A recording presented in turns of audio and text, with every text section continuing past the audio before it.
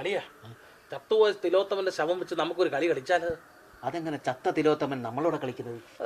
ശരിക്കും പറഞ്ഞ ശവം അളിയനാ. അളിയ തിലോത്തമന്റെ ബോഡി മോർച്ചറി പോയി ബന്ധുവായി നമ്മൾ ഏറ്റെടുക്കുന്നു. ഏറ്റെടുത്തിട്ട് നേരെ സൈമൻ ചട്ടമ്പി വിളിച്ച് കൊടുത്ത് കാശ് മേടിക്കുന്നു. എങ്ങനെയുണ്ട്? അത് നടക്കൂ? ബോഡി നടക്കത്തില്ല, പക്ഷെ തിലോത്തമന്റെ ബോഡി കൊണ്ട് നമ്മൾ ചിലപ്പോൾ നടക്കേണ്ടി. അളിയ ഈ ബോഡി ബന്ധുവായ നമ്മൾ മോർച്ചറിന്ന് എഴുതി മേടിക്കുന്നു.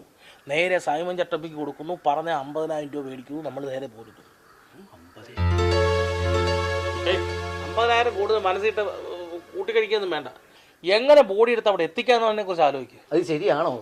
എന്റെ പൊന്നളിയ പട്ടിണി കിടന്ന് ചാവാൻ നേരത്ത് ശരിയും തെറ്റും നോക്കിയിട്ടൊന്നും ഒരു കാര്യമില്ല. 50,000 രൂപ ഇട്ട് പുളിക്കുവോ? അല്ല അളിയന് വേണോ വേണ്ടയോ? എനിക്ക് വേണം. ആ എന്റെ കൂടെ നിൽക്കണം. ഞാൻ നിൽക്കാം. നിൽക്കും. ബോഡി എടുത്ത് 50 ബോഡി കൊടുക്കും.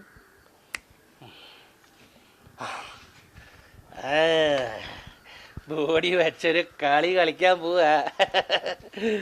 അളിയന് വേറെ ആരോഗ്യപരമായിട്ട് കുഴപ്പമൊന്നും ഇല്ലല്ലോ അല്ലേ? എടാ മഹാഭാവി, എനിക്ക് ഇതുവരെ കുഴപ്പമൊന്നുമില്ല.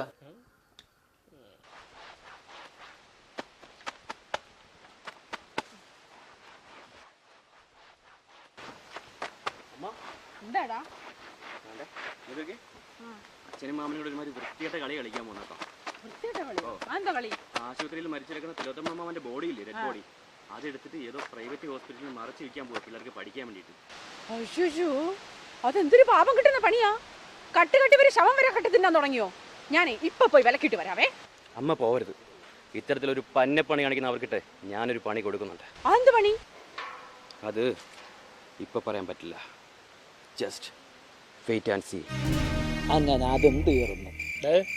ഈ അടിക്കാനുള്ള 10 രൂപ 1000 രൂപയുടെ സൈമൻ ചട്ടമ്പിയാണ് നമുക്ക് തന്നത്.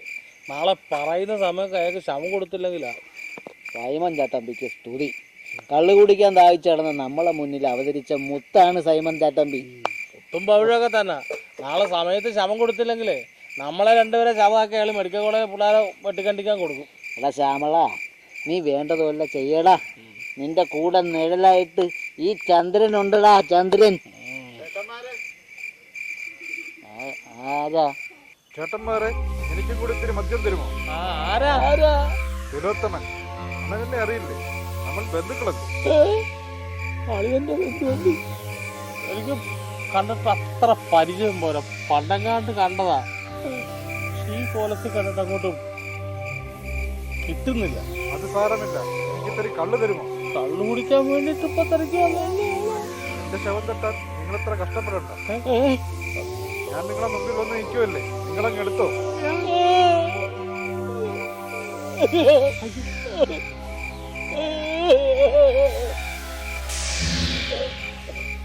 പോയി വിനോദമായി അതേ ശവമായിട്ട് നമ്മൾ ഇങ്ങോട്ട് തിരക്കി വന്ന സ്ഥിതിക്ക് ഈ കച്ചവടം ഇനി മുന്നോട്ട് കൊണ്ടുപോകണോ?